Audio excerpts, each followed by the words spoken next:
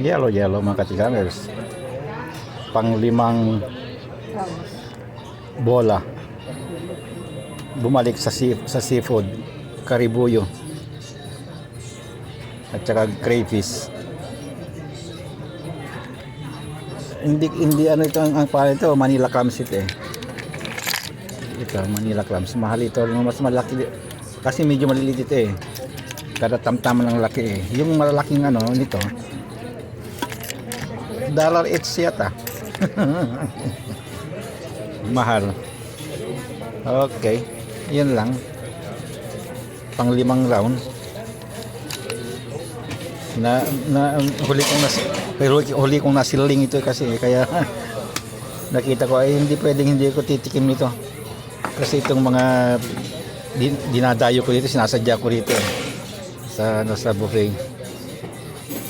Okay, yun lang, bye bye.